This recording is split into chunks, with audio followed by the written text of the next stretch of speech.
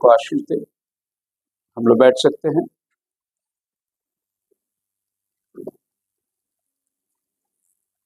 हमारा विषय चल रहा है लौदीसिया कलीसिया, उसका 5वां भाग, और हम लोग प्रकाशित वाक्य उसकी पहली अध्याय 9 वचन से देखते हैं कि प्रभु ने यूहन्ना को कहा कि लिख उन बातों को जो शीघ्र होने वाला है। मैं यूहन्ना पतमोस नाम टापू से, और प्रभु ने उनके द्वारा 7 कलीसिया को संदेशा भेजा, और ये 7 कलीसिया के संदेश 7 दीवटों के रूप में उसने पहली अध्याय उसका 20 वचन में देखा। और 7 तारों का भेद, ये 7 कलीसिया के दूत हैं जो एक एक समयों के अंदर लोगों को भेजा गया। और ये 7 कलीसिया एशिया माइनर में, जो कि आप देख सकते हैं पतमोस नाम टापू से ये मैसेज निकली, और इस तरीके से ये 7 कलीसिया को घूम कर चली आ रही है। अब ये 7 कलीसिया जो आज से 2000 साल पहले बसी हुई थी, ये नाम और ये जगह वहां पर वास्तविक है, लेकिन खुदावन उस कलीसिया के साथ बातें करते करते आने वाले समयों के बारे में भी वो बात कर रहा है कि आने वाले 2000 साल में कलीसिया की परिस्थिति कैसी रहेगी। उदाहरण के लिए पहला कोरिन्थियन उसका 11वां अध्याय और उसका 22 पढ़ेंगे तो बाइबल हमें बतलाता है।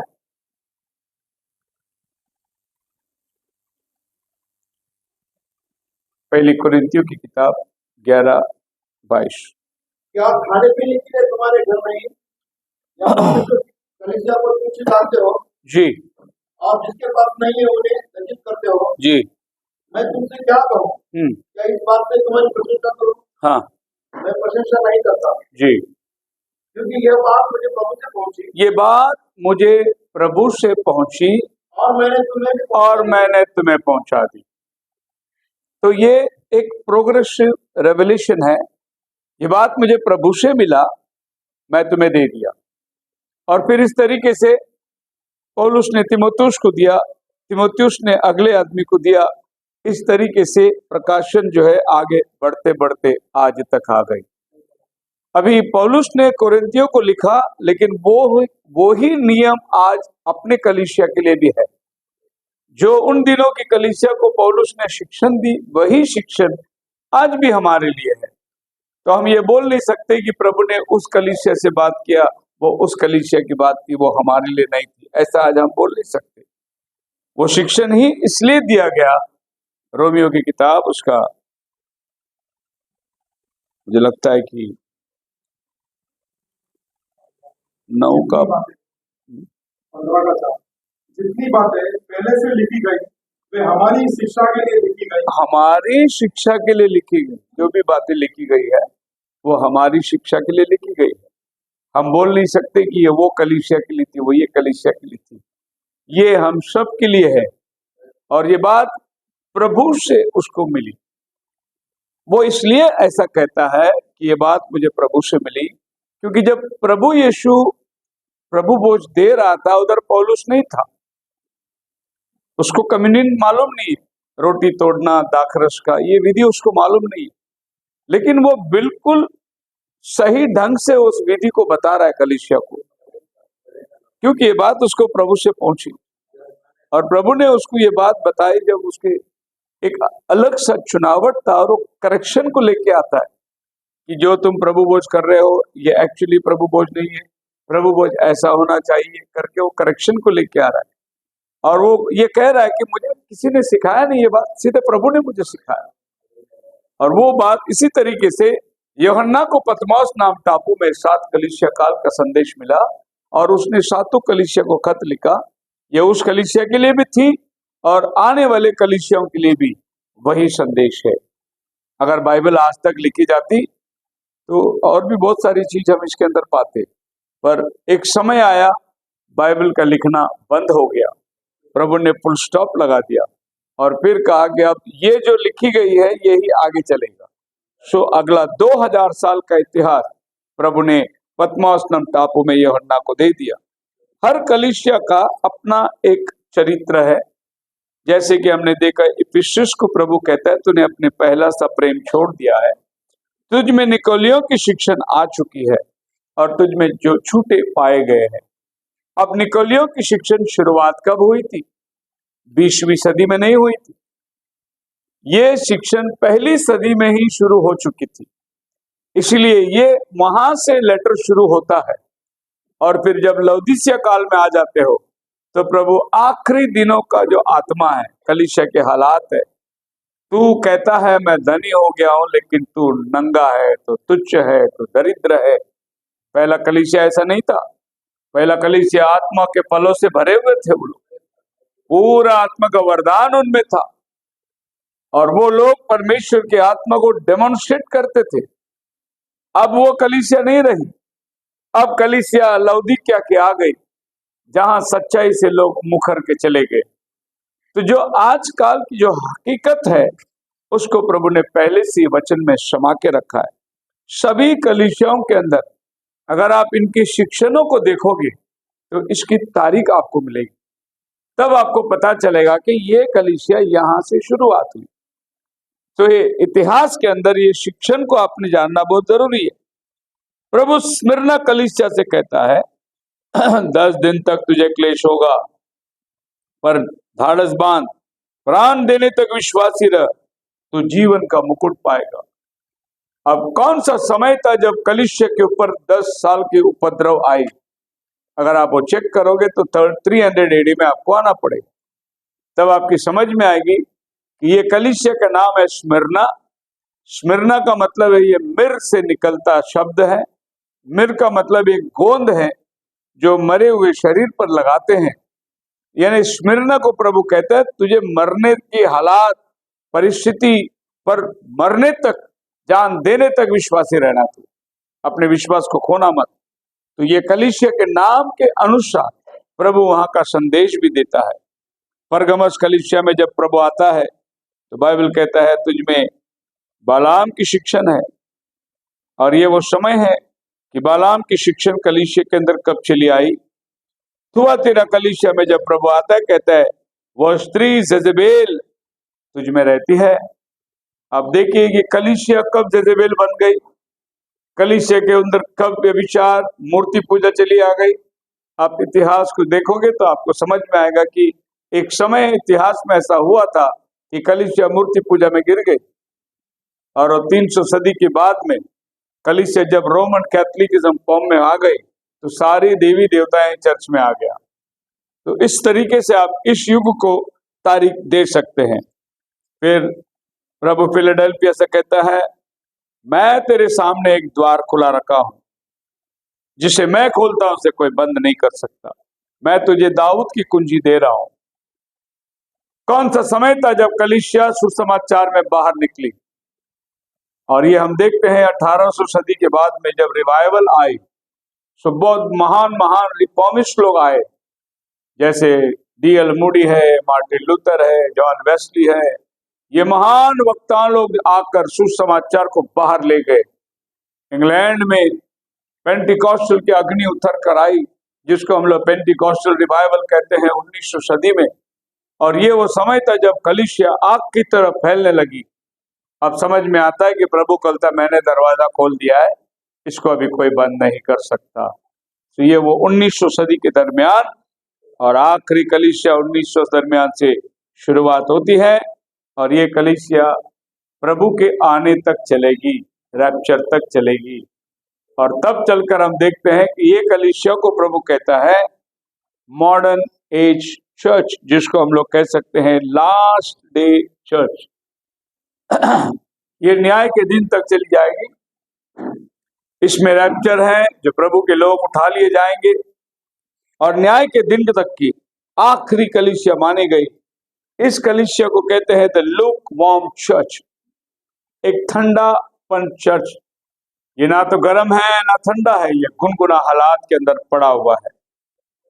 अब पिछली बार हमने देखे लास्ट वीक रिव्यू कि लौदीसिया नाम जो है वो एंटियोकस II उसकी पत्नी का नाम लाओदिस था, उससे ये शहर का नाम लौदीकिया पड़ा।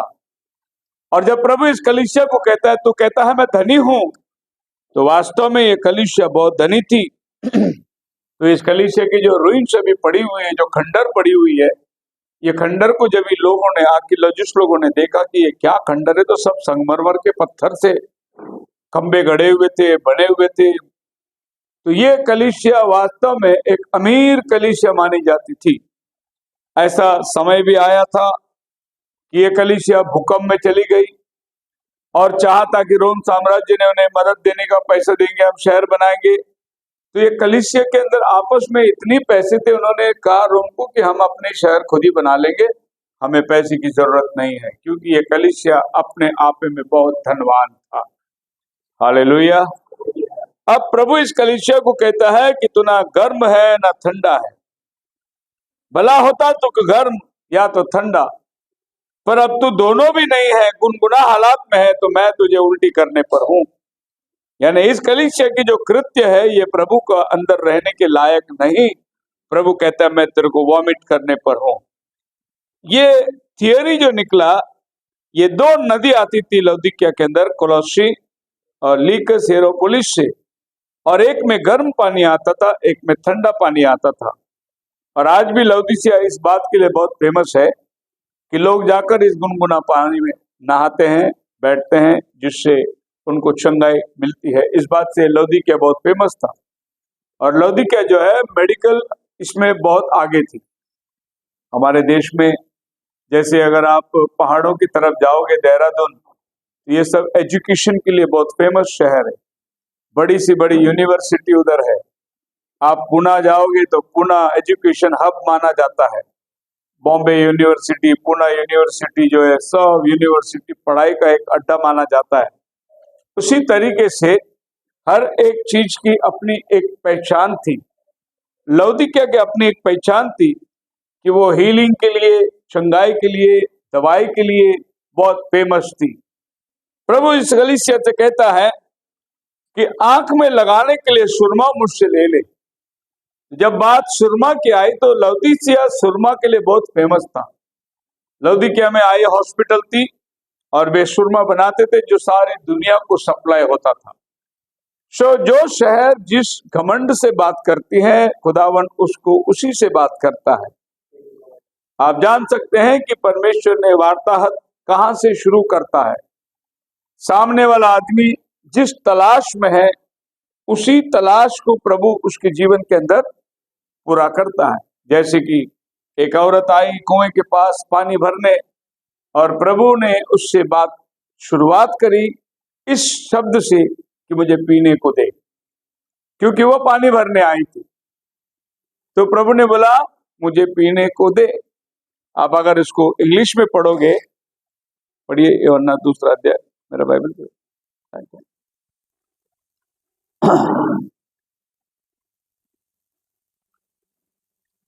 देखिए वो सामरी स्त्री जब भी आती है प्रभु के पास, तो प्रभु कैसा कहता है।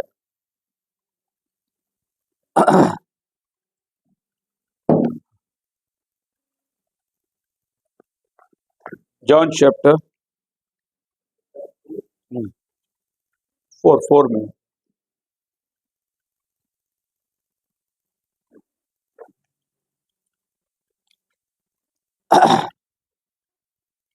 A woman of Samaria came to the Lord.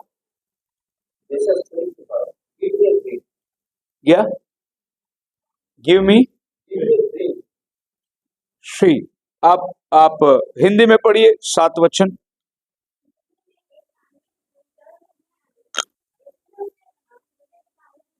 क्या पिला? इंग्लिश में पानी पिला नहीं बोलता, गिव मी ए ड्रिंक। हाँ, आपको भाषा समझ में आना चाहिए। एक्चुअली प्रभु उधर ये बोल रहा था, मेरी प्यास बुझा, ये बोल रहा था प्रभु उसको, मेरी गिव मी ए ड्रिंक, मेरी प्यास बुझा। क्योंकि वो औरत का जो जवाब है ना, उसमें हमको समझना है कि एक्चुअली वो क्या समझ लिया यीशु ने मांगा क्या था और वो औरत ने क्या समझ लिया, वहां पर हमको समझना है। कभी कभी ऐसा होता है कि सीधी नहीं समझ में आया तो उल्टी समझ के ले आना बहुत जरूरी है। मैं कभी कभी लोगों को सवाल पूछता हूँ, सीधे बोलेंगे तो नहीं समझते लोग, उसको उल्टा बोलेगा तो ना समझ में आ जाता है। तो कई लोगों ने इस सर्पन सीड के ऊपर सवाल उठाया था, और वो सवाल ये था कि हवा के गर्भ में 2 बच्चे थे जुड़वे, और एक था एबल और दूसरा था कैन। और यहां पर हम अगर देखेंगे तो एक है आदम और दूसरा है सर्पेंट, सर्प। अभी ये बहुत, मतलब ऐसा समझो कि ये दूध नहीं है, ये बहुत भारी खाना है, और ये जल्दी किसी को हजम होती नहीं। सुनते के साथ बहुत लोग चले भी जाते, उठ के बोलते नहीं नहीं ये बहुत कठिन संदेश है। अभी ये कोई विश्वास करता ही नहीं, और करने जैसी बात है ही नहीं। आदम का भी सीड और सर्पेंट का भी सीड हवा के गर्भ में थी, क्योंकि बाइबल कहती है, पढ़िए उत्पत्ति की किताब 3 अध्याय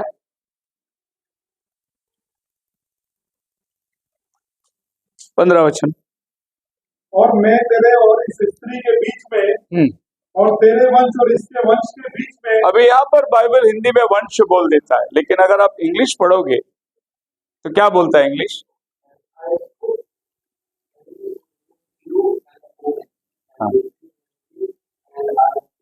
सीड, सीड आ गया। प्रभु हवा से कहता है तेरा बीज और उसका बीज। किसका बीज? सर्प का बीज। अगर सर्प को बीज नहीं होता तो प्रभु ये शब्द क्यों बोलता? उसका बीज, मतलब ये दोनों के पास में सीड है, बीज है इनके पास। और प्रभु ने एक्चुअली हमारे लोगों के, जो हमारी वार्ताहत जो होती है हिंदी भाषा में, बहुत से मुश्किल हो जाता है, क्योंकि बहुत से पास्टर लोग जो है रेफरेंस और क्रॉस चेक करते नहीं, वो जो पढ़ लिया प्रचार करते चला गया। आज सवेरे हम लोग एक मीटिंग में गए थे बदलापुर में, तो 4 दिन से उधर बाइबल स्टडी चल रही है, पास्टर्स लोग की कॉन्फ्रेंस चल रही है। तो बहुत रिक्वेस्ट किया गया मुझे, तो मैं बोला ठीक है आज जाके आ जाएंगे। मोदी का पास्टर ने बहुत रिक्वेस्ट किया, और उसका मिनिस्ट्री का 30 साल पूरा हुआ, तो उसने मेरे को, मैं बोला चलो जाके देखे। तो वहां जो प्रचार कर रहा था, हम थोड़े टाइम बैठे, 15-20 मिनट बैठे, बस उसके ऊपर बैठने को हो नहीं रहा था। क्यों नहीं हो रहा था? क्योंकि वो वहां के लोग तो एंजॉय कर रहे थे, लेकिन वो हमारे दिमाग में नहीं काम कर रही हो वचन। तो वो कह रहे थे कि 2 बिस्तर पे होंगे, एक उठा लिया जाएगा, एक छोड़ दिया जाएगा। और इंग्लिश बाइबल में लिखा 2 men, 2 men। तो बोल रहे थे 2 आदमी बिस्तर पे है, मतलब होमोसेक्स लोग है। तो फिर वो एक जाएगा एक रह जाएगा। फिर अगर होमोसेक्स भी रैप्चर में जाए तो फिर हम लोग क्यों इधर बैठे पवित्र? मैं बोला ये हजम लेनी बात नहीं, अभी यहाँ से उठ के निकल जाओ। मतलब लोगों को सिखाने का, लोगों को भी कोई है ही नहीं भाई, जो बोल रहा है उसको आमीन बोलना चलना है, क्रॉस चेक होता ही नहीं। एक चीज मैं लोगों से हमेशा कहता हूं, मैं भी जिधर कन्वेंशन में जाता हूं तो एक चीज कहता हूं कि भाई बिरिया के लोगों के समान बन जाओ, जो प्रतिदिन घर में जाकर चेक करते थे ये ऐसा है या नहीं। थिस्सलुनीकियों के लोग ऐसे थे जैसे कुछ भी मान ले और चल जाए। ऐसा प्रचार भी कभी कभी हो जाता है, लोग उसको आमीन बोल देते हैं, लोगों को पता ही नहीं आमीन किसके लिए बोला। ऐसा भी हमने पास्टर लोग को देखा जो ये प्रचार करते करते बोल दिया गया, और पतरस ने पत्थर पे मारा, पानी पिलाया लोगों को, सबने आमीन बोल दिया। और एक्चुअली पतरस ने पत्थर पे मारा ही नहीं, मूसा मारा था। अब किसको क्या समझा, बोल दिया, वो भी आमीन बोल दिए लोगों ने। अरे तो और मूसा पानी पर चलकर यीशु के पास आया। ये सवाल वो है जैसे आज के पॉलिटिशियन लोग बोलते हैं जितना जोर से झूठ बोलो उतना सच बन जाता है। सो बोलने का इंप्रेशन ही ऐसा हो जाता है कि हमारे एक बड़ा पास्टर थे, मैं लखनऊ में था, कानपुर, तो दिल्ली से कुछ पास्टर लोग आए थे, हम बॉम्बे से गए थे, तो हम लोग को सब रहने का, और उस मीटिंग में वहाँ के जो लोकल पास्टर थे वो इंट्रोडक्शन दे रहे थे। हमारे पास्टर आए बॉम्बे से, ऐसा सबका इंट्रोडक्शन दे रहे थे। तो जो दिल्ली से आए पास्टर जी, वो दिल्ली के पास्टर, जो चर्च है वो कुतुब मीनार के पास में है उनका चर्च। तो ऐसा बोलना चाहिए कि पास्टर जी जो है हमारे दिल्ली से आए, बिल्कुल कुतुब मीनार के पास रहते। तो उसने बोला वो चार मीनार के पास रहते हैं। चार मीनार हैदराबाद में, कुतुब मीनार दिल्ली में। तो अब किसको क्या समझा चार मीनार और कुतुब मीनार। कभी कभी लोग कुतुब मीनार को गलत भी समझ ले, बोले क्या, बोले कहाँ रहते, कुतुब मीनार, दिल्ली में कुत्ता बीमार है तो दिल्ली में कुतुब मीनार, दिल्ली में कुत्ता। सो मसीह में मेरे प्रिय लोगों, सीड जो है ये हम, तो अगर आप ये इस तरीके से सिखाओगे तो समझ नहीं आता। तो इसको कैसे सिखाना है? तो मैं सामने वाले को एक सवाल पूछता हूं, पढ़िए 3 का, उत्पत्ति 3 का 15। और मैं तेरे और इस स्त्री के बीच में और तेरे वंश और इसके वंश के बीच में बैर उत्पन्न करूंगा। हाँ वह तेरे सिर को कुचल डालेगा हाँ और तू उसकी एड़ी को डसेगा। जी, आगे। फिर स्त्री से उसने कहा, मैं तेरी पीड़ा और तेरे गर्भवती होने के दुख को बहुत अभी बढ़ाऊंगा। आप देखिए, जैसे अगर मान लेते हम लोग कि आज के हमारे मसीही संप्रदाय के हिसाब से हवा ने एप्पल खाया, लेकिन सजा प्रभु पेट को दे रहा है। गलती क्या हुआ? फल खाया, फल तो मुंह से खाया, दंड किधर मिल रहा है? गर्भ में मिल रहा है। तो मेरा सवाल यह है, एप्पल खाया जो बोलते हैं उनसे, एप्पल खाया मुंह से, सजा पेट को क्यों दे रहा है प्रभु? आप पीछे से सवाल पूछो उसको। बाइबल कहता है 13 वचन में, तब यहोवा परमेश्वर ने स्त्री से कहा, तूने ये क्या किया है? तूने यह क्या किया? मतलब हवा ने फल नहीं खाया, उसने कुछ तो किया। What have you done? तूने ये क्या किया? सो मेरा सवाल है कि उसने ऐसे क्या किया था कि उसको प्रभु पूछते तूने क्या किया? What have you done? है नहीं? मैं आपको बोल रहा हूं कि कैसे सवाल को पीछे से पूछना है। आगे वो लिखता है, the serpent deceived me and I ate. अब जब बात फल की है और प्रभु ने तो सारा फल तो खाने के लिए बनाया था ना, तो इसमें डिसिप्शन कहाँ आ गया? फंसाने वाली बात क्या है? प्रभु तो खाने के लिए बनाया था, और कोई अगर तुमको खाने वाली चीज फल खाने को दे तो इसमें अगर आप पढ़ेंगे, इसकी ओरिजिनल स्क्रिप्ट में पढ़ोगे तो हवा वहां कहती है, स्त्री ने कहा, सर्प ने मुझे बहका दिया। बहका दिया। अब किसी को खिलाने वाली चीज खिलाने से बहकाने वाली बात आती नहीं उधर। आपको अगर कोई बोल दे भाई एप्पल खा लो, एप्पल तो खाने की वस्तु है, फिर इसमें बहकाने वाली बात क्या है? बहकाने वाली बात ये मतलब उसने मुझे फुसला दिया। और उसको इंग्लिश वर्ड जो है, ये आपका बाइबल केजेवी नहीं है, अगर आप केजेवी बाइबल पढ़ोगे तो वहां लिखा हुआ है बिगाइल्ड। बिगाइल्ड, ये बहका दिया जो शब्द है, इसको इंग्लिश में लिखा है बिगाइल्ड। मेरे को उसने फरमाया, मतलब एक्चुअली उसने बोला कुछ और था लेकिन हो गया कुछ और। इसी को बोलते बरमाट। उसने मेरे को बोला था ये फल खाएगा तो तेरी आंखें खुलेगी, पर आंखें खुलने के बजाय उल्टा हो गया, हम नंगे मालूम पड़ गया। परिणाम कुछ और मिल गया, उसका रिजल्ट कुछ और मिल गया। दूसरी बात, अगर हवा ने फल खाया तो वो गर्भवती कैसी हुई, प्रेग्नेंट कैसी हुई? ऐसा कौन सा फल है जो खाने से प्रेग्नेंट होता है? और फिर एक सवाल यह है कि कौन सा ऐसा फल है जो खाने से आंखें खुलती है और ये पता चलता है कि हम नंगे हैं? ऐसा कौन सा फल है, कौन सा रेवलेशन है ऐसा? तो ये सब इन कंक्लूजन करके आप देखोगे तो आपको पता चलेगा वो फल है ही नहीं। अब ये सामने वाले को कैसे समझाए? नहीं समझेगा। उसको पूछा भाई कौन सा फल है? अभी भी साइंटिस्ट लोग ढूंढ रहे। क्रिश्चियन साइंस करके एक संस्था है, क्रिश्चियन साइंस, तो वो लोग ये सब ढूंढते रहते, क्या ये क्या बोला हो गया था, ये क्या बोला हो गया था, ये क्या बोला था।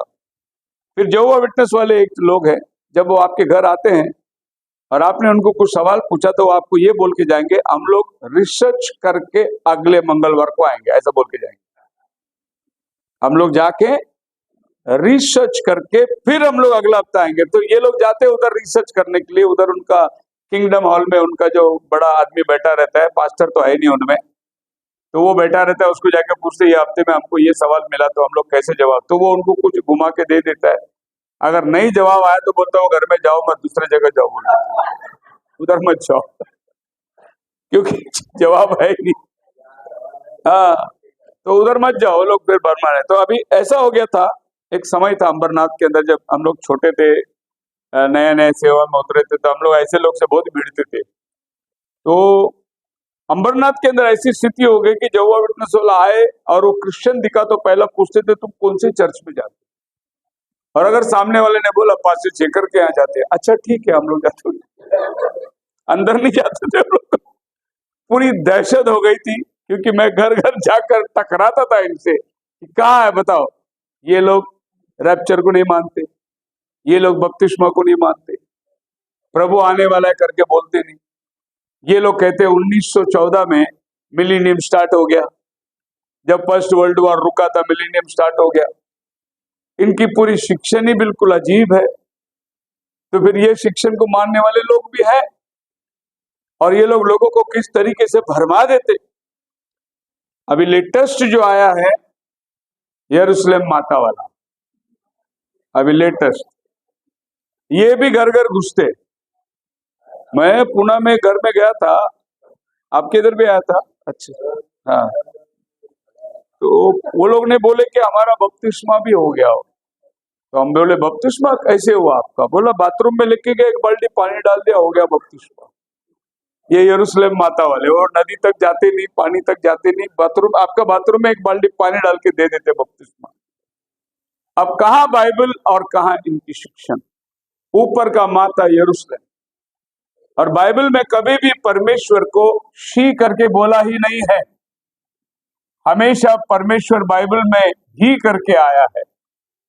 मतलब परमेश्वर ने अपने लिए कभी भी स्त्रीलिंग नहीं लिया, वो हमेशा पुल्लिंग, यानी वो ही मैन की तरह, कभी भी परमेश्वर ने स्त्री का स्थान को नहीं लिया। लेकिन इनके पास कारण है स्त्री बोलने का कारण। वो कारण ये है कि परमेश्वर ने अपने स्वरूप में मनुष्य को बनाया, नर और नारी करके बनाया, ऐसा बाइबल कहता है। तो वो कहते हैं कि अगर परमेश्वर के अंदर नारी नहीं है तो फिर उसने ये नारी को कैसे बनाया? उसके अंदर पहले नारी का सुख होना चाहिए। इसके लिए वो लोग मदर गॉड को मानते हैं। तो अभी उनका कोरिया में मदर गॉड जिंदा है, फादर अभी अभी मर गया, पास्टर जो था वो मर गया, अभी मदर जिंदा है, इसके लिए अभी मदर गॉड को मानते हैं लोग। तो वो लोग बोलते हैं कि परमेश्वर के अंदर ही भी है, शी भी है। और बाइबल में कहीं पर भी परमेश्वर को कभी भी, इवन परिश्तों को भी कभी वो नाम नहीं दिया गया। जब भी परिश्तों को लोगों ने देखा वो पुरुष के रूप में ही देखा, पर परिश्ते ना पुरुष है ना स्त्री है। पर दानियल ने बोला मेरे सामने पुरुष खड़ा हुआ, उस नदी के उस पार में 2 पुरुष खड़े थे, वो पुरुषों, स्त्री नहीं दिखा उनको। सो मसीह में मेरे प्रिय लोगों, हम आएंगे सब्जेक्ट में।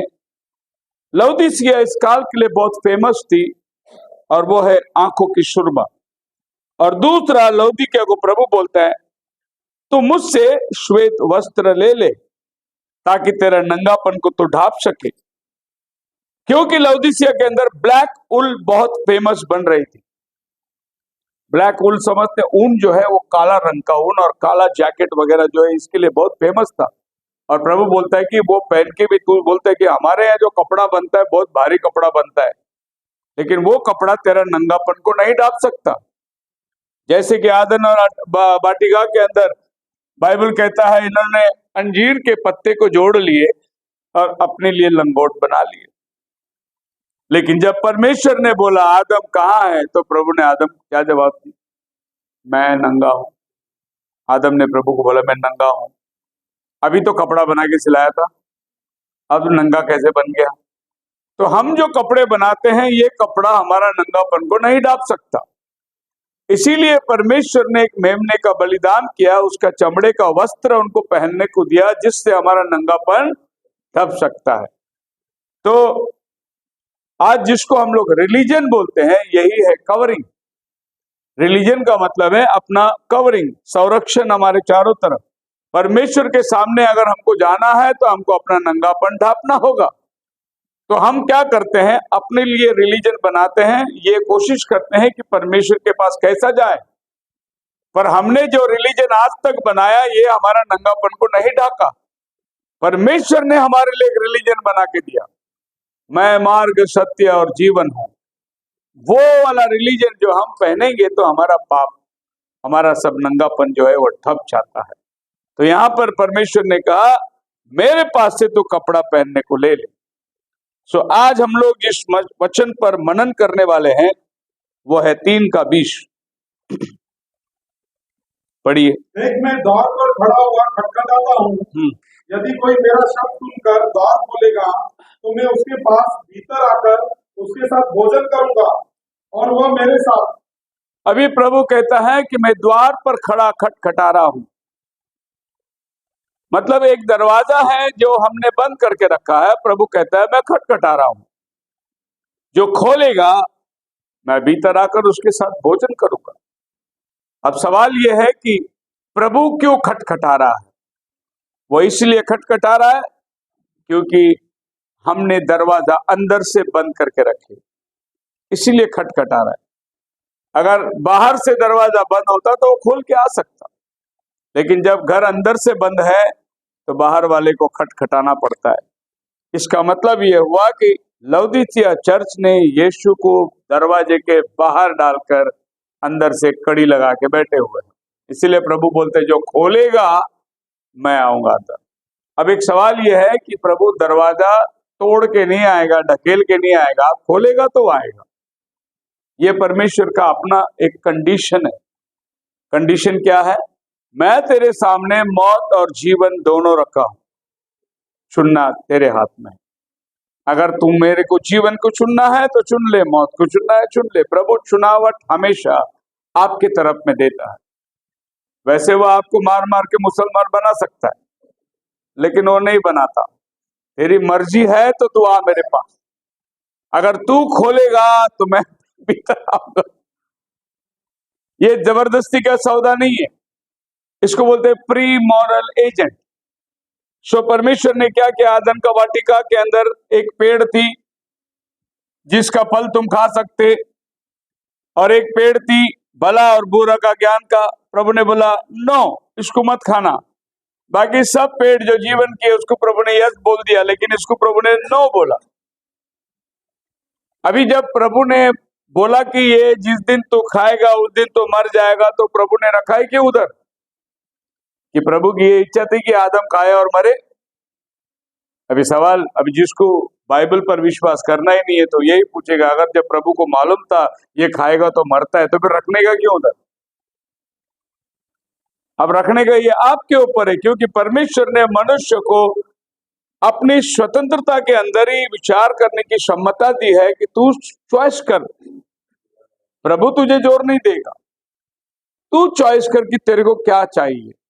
प्री मॉरल एजेंट, क्योंकि परमेश्वर ने आदम को अपना बेटा समान बनाया था, चुनावट के अधिकार उसके हाथ में दिया था, तू चुन के ले। सो परमेश्वर की दो मंशा है, एक है परमेश्वर का सीक्रेट विल जो कि परमेश्वर उसको रिवील नहीं किया, और एक है परमेश्वर का रिवील्ड विल। और ये दोनों भी विल जो है प्रभु आपके सामने कैसे रखता है। ये बाइबल जो है ये परमेश्वर का रिवील्ड विल है। इसके अलावा परमेश्वर के पास एक सीक्रेट विल है जो लिखा नहीं गया, लेकिन वो अपने पास उसने रखा हुआ है। रिवील्ड विल क्या है? तू खाएगा तो मरेगा, ये प्रकट किया हुआ है, प्रभु ने लिख के दे दिया आपको। सीक्रेट विल क्या है? तू जब तक खाएगा नहीं तो मरेगा नहीं, और जब तक तू मरेगा नहीं मैं जीवन देने वाला नहीं बन सकता।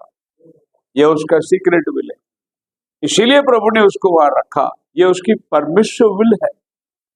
अब परमिशिव विल और परफेक्ट विल, इसको ऐसा बोलते हैं।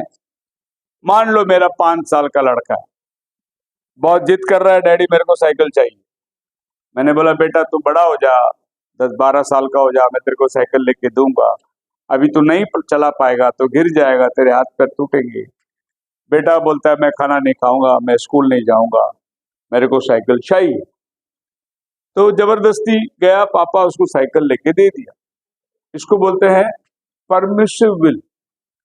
देने की इच्छा नहीं है लेकिन बच्चा बहुत जिद कर रहा है। परफेक्ट विल क्या है? तू 10 साल का हो जा, मैं लेके दूंगा, ये परफेक्ट विल है उसका। लेकिन हम आदम, इससे पहले कि परमेश्वर उसको कुछ बताया, वो खुद चुनावट ले लिया। तो परमेश्वर के परमिशिव विल में आदम चल गया। अब यीशु मसीह धरती में आया था, क्या कहता है? उसने हमें प्रार्थना सिखाई। क्या प्रार्थना सिखाई?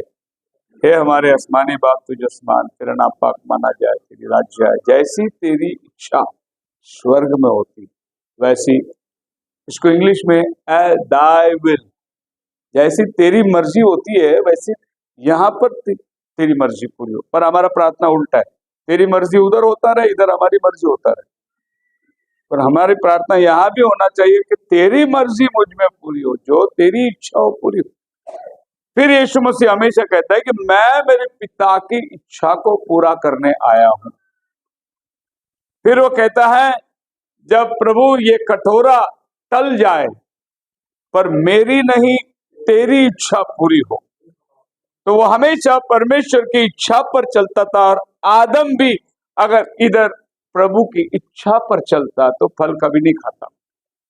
लेकिन आदम ने हवा की बात सुन लिया, इसलिए उसने तुरंत दोष लगाया, जो औरत तूने दिया। क्या बोला?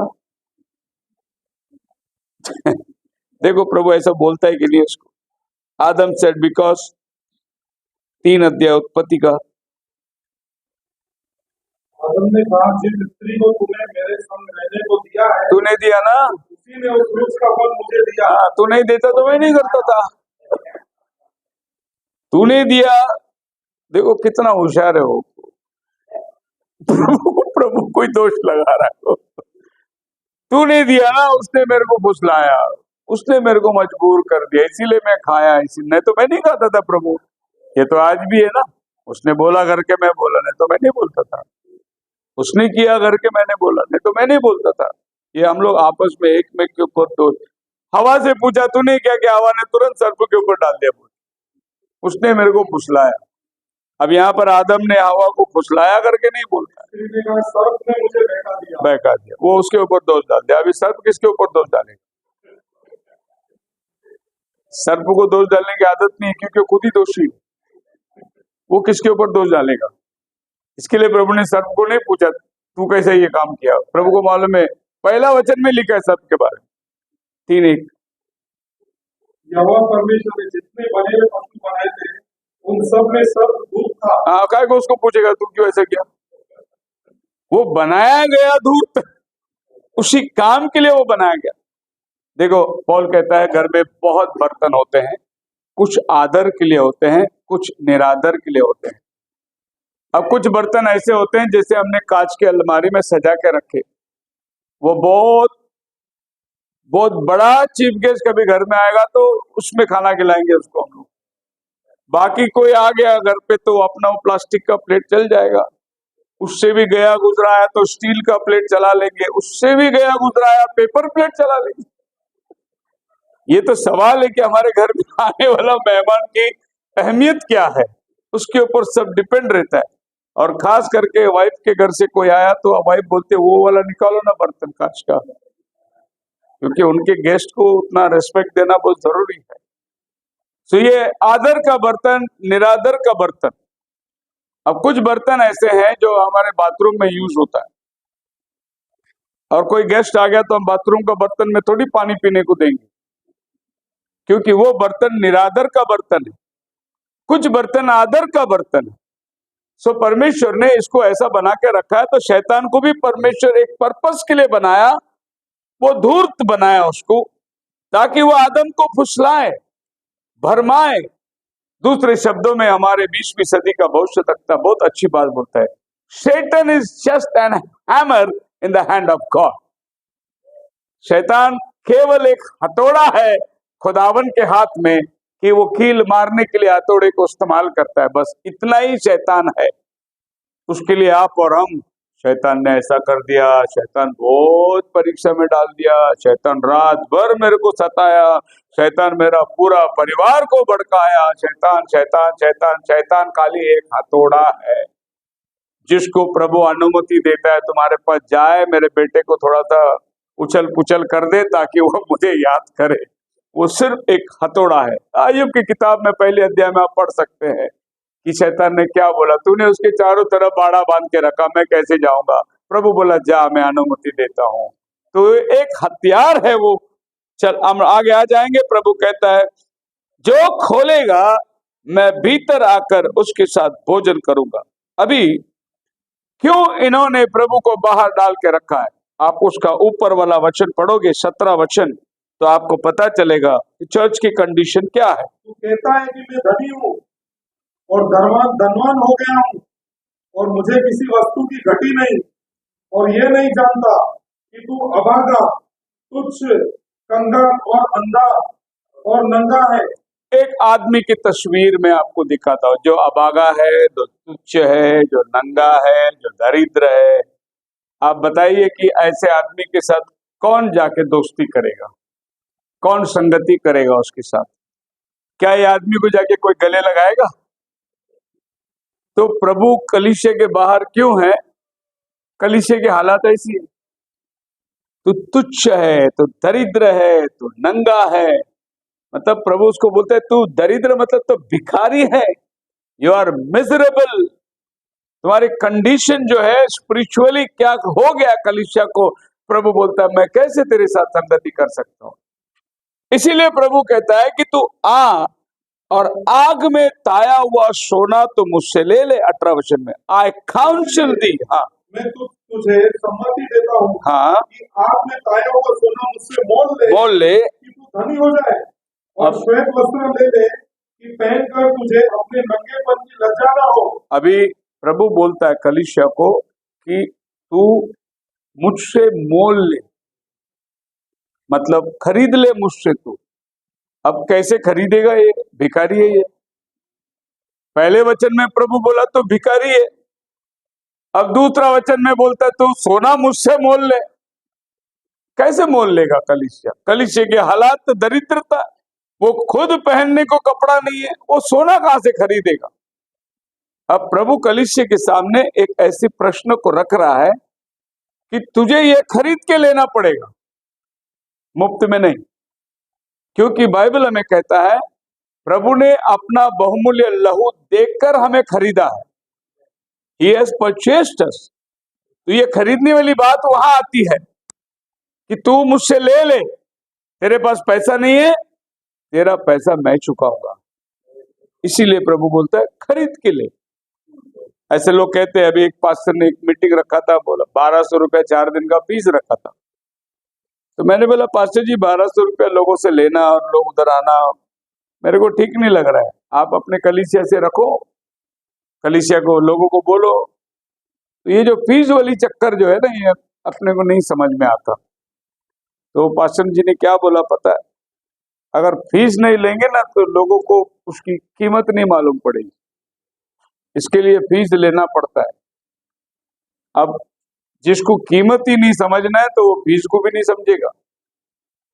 पर ऐसे कहते कीमत चाहिए। हमारा बाइबल जो छप के आया है, ये बाइबल अगर इतनी बड़ी किताब आपको छापना हो तो आप बाइबल बुक शॉप में जाइए, कोई भी ऑथर का एक किताब लीजिए जो 20-25 पन्ने का हो, 50 पन्ने का हो। उसका दाम कम से कम आपको 500 रुपए से ऊपर मिलेगा। कोई भी राइटर का किताब आप लेके देखिए बुक शॉप में जाके। पर ये इतना बड़ा पन्ना वाला बाइबल आपको 100 रुपए में दे रहा है। एक्चुअली आपके लिए फ्री है। ये लोगों ने पैसे लगाए लेकिन ये आपके लिए मुफ्त में आ रहा है। तो आपको मालूम है कि इतना बड़ा पन्ना जो है, मेरे को अगर ये बाइबल 100 रुपए में मिल रही है तो ये छपाई का इसका कॉस्ट कितना है? ये कॉस्ट कोई और बियर कर रहा है, कोई और आदमी इसका दाम दे रहा है ताकि आपको बाइबल मिल जाए मुफ्त में या कम दाम में मिल जाए ताकि आप उसको पढ़ने लगे। तो कैसे इसको करते हैं लोग? तो हमारे देश में पेपर नहीं बनता, समझो पेपर चाइना में बनता है, और चाइना में समझो गेहूं नहीं बनता, तो हम यहां से गेहूं देते हैं और चाइना से पेपर लेते हैं ताकि हमारा जो बैलेंस बना रहे। तो लोग क्या करते हैं, विदेश में हमारे देश के ऊपर जो बहुत ही कृपा करने वाला देश जो है, मिशनरी लोग है, ये लोग इसका दाम चुकाते हैं और ये लोग बड़े लॉट में पेपर लेकर बाइबल सोसाइटी को देते हैं। और बाइबल सोसाइटी तब ये बाइबल जो है आपको 100 रुपए में छाप के दे रही है, वरना ये एक किताब हजारों में जाएगा। इतनी बड़ी किताब छपना कोई मामूली बात नहीं। और इससे भी बेहतरीन बात मैं आपको बता रहा हूं, आप चाहे जितना बाइबल बुक शॉप में जाइए, वहां पर आपको एक भी किताब इस 20वीं सदी भविष्यद्वक्ता भाई विलियम ब्रैनम का नहीं मिलेगा। कौन सा भी बाइबल बुक शॉप में जाइए, एक भी मैसेज आपको नहीं मिलेगा। लेकिन ये 20वीं सदी में जितना रहस्य खोला है वो उसी की किताब में है, क्योंकि बाइबल बोलता है तो सत्य को दाम नहीं दे सकता। और उधर उधर लिखा हुआ है, छोटे छोटे किताब, एक एक किताब में उठाएंगे उसका 20 रुपया, 25 रुपया, 50 रुपया, जिस किताब में कुछ नहीं मिलेगा आपको। लेकिन जो वाक्य में रेवल्यूशन से भरा हुआ है वो किताब उधर बिकने को नहीं है, क्योंकि वो किताब फ्री में आता है। इसमें आता है, फ्री में आता है। लगभग बाइबल जितनी किताब में छप रही है भाषाओं में, उतनी भाषाओं में अभी भाई ब्रैनम की किताब छप रही है। और भाई ब्रैनम का अगर आप किताब पढ़ोगे, 7 सील्स की किताब लोगे, चर्च एज किताब लोगे, लगभग बाइबल के इतने जाड़े जाड़े किताब है, लेकिन फ्री में आता है। 1 रुपया भी उसका दाम नहीं है, क्योंकि तुम सत्य को कभी भी खरीद नहीं सकते। सच्चाई अपने आपे में महान है। बोलो हालेलुया। ये परमेश्वर ने आपको दिया है, जितना वरदान उसका है सब मुफ्त में। अब प्रभु कहता है कलीसिया, देखो कलीसिया दरिद्र है, नंगा है, भूखा है, और प्रभु बोलते हैं तुम मोल ले मुझसे। क्या मोल लेने को कहता है?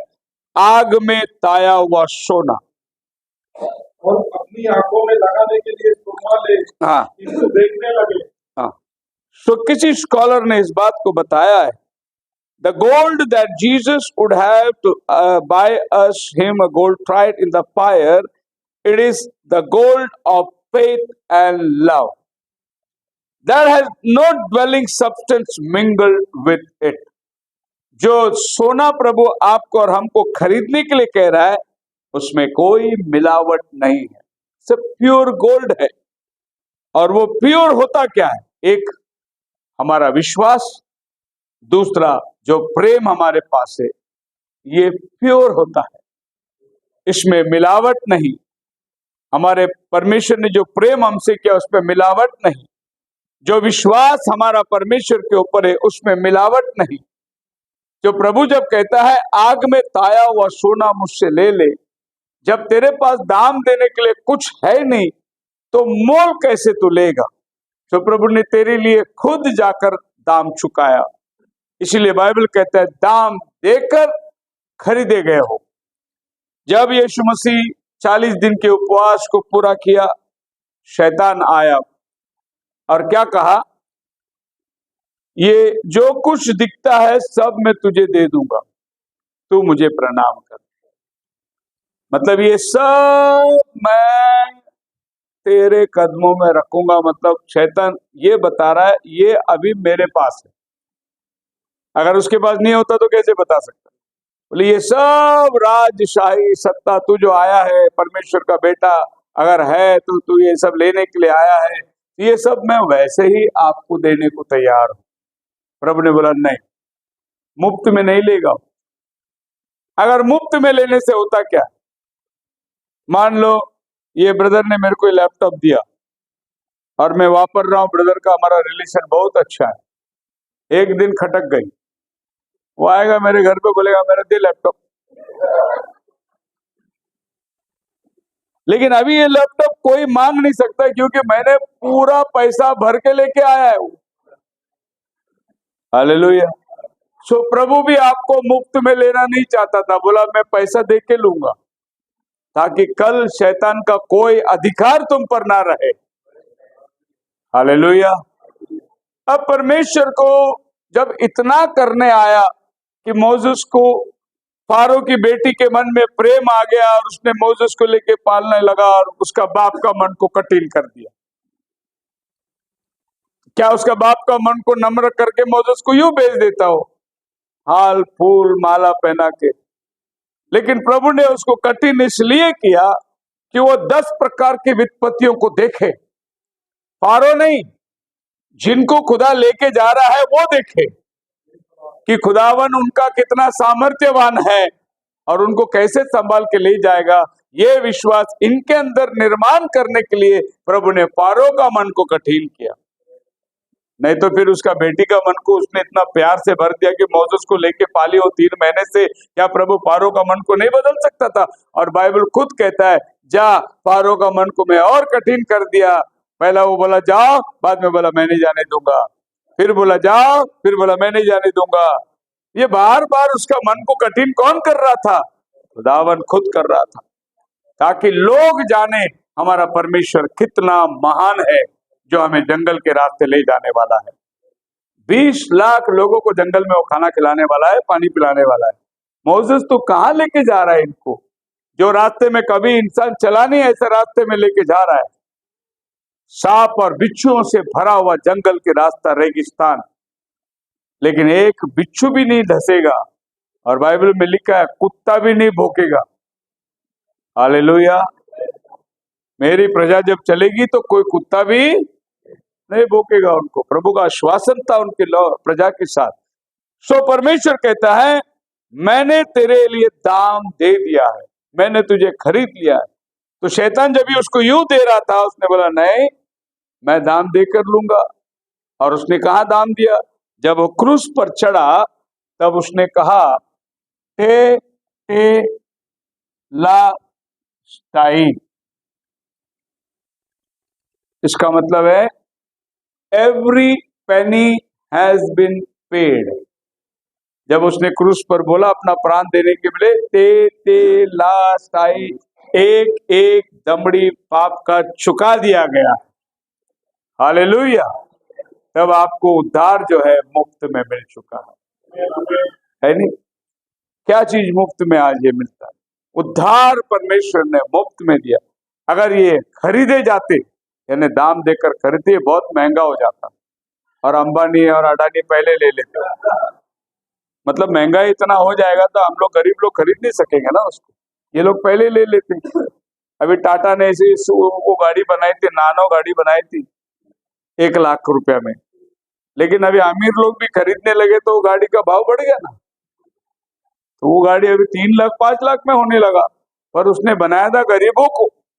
तो अगर उद्धार भी ऐसी बनी जाती, खरीदी जाती, तो अमीर खरीद लेते, गरीब क्या जाते। आपके आंखों का ऑपरेशन करना है, जाओ इंतजा में जाके खड़े रहो, बोलो मेरे को आंखों का ऑपरेशन करना है, भगा देंगे आपको। फिर आपको किधर जाना पड़ेगा? केएम में जाना पड़ेगा, म्युनिसिपैलिटी के हॉस्पिटल में जाना पड़ेगा। तो उद्धार भी अगर ऐसे मिली जाती तो अमीर इसको खरीद लेते, और हमारे पास उद्धार का कोई गुंजाइश नहीं होता। तो परमेश्वर ने कहा कि मैं तेरे लिए दाम दे दूंगा। हालेलुया।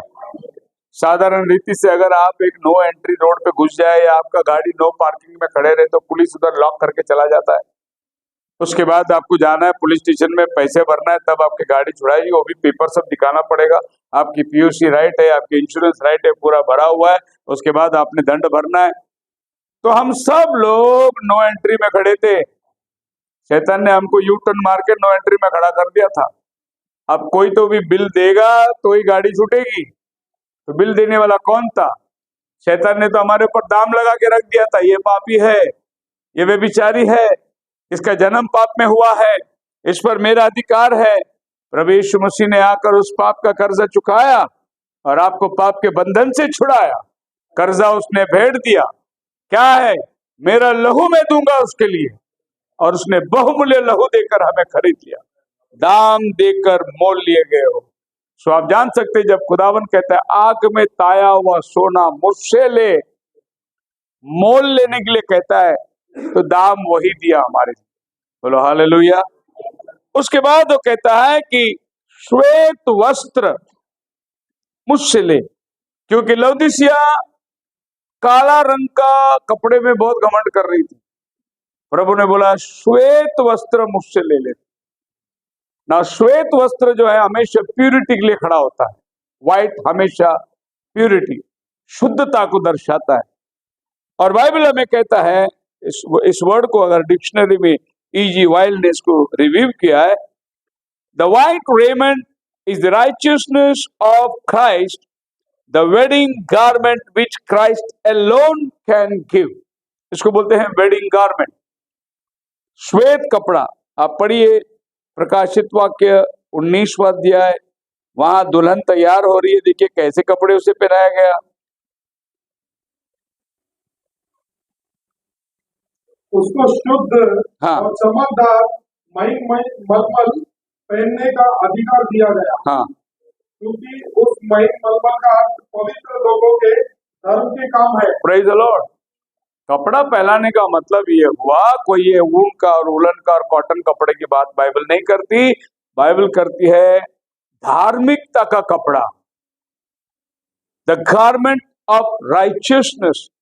यहां पर देखिए दुल्हन तैयार होकर आ रही है शादी को। दुल्हन मतलब कलीसिया है। कलीसिया को उसने क्या दिया है? शुद्ध चमकदार मलमल पहनने का अधिकार दिया है। और वो अधिकार क्या है? धर्मियों के धार्मिकता के काम, the works of the saints of righteousness. बोलो हालेलुया। अभी लोग भी धार्मिकता का काम बहुत कर रहे हैं। आप जान सकते हैं कि खाना बांट रहे हैं, पानी रखा है, गर्मी का टाइम है। अभी आप रास्ते पे जाओ, कहीं ब्रिज देखो तो देखना उधर पक्षियों के लिए दाना डालते हैं, बूंदी डालते हैं, फिर एक मटका भर के उधर पानी रखते हुए पक्षियों को। ये सब अभी नया नया बहुत साला ये आ गया है। कुत्ता को रोटी खिलाएगा तो दोस्ती बढ़ेगी, है नहीं?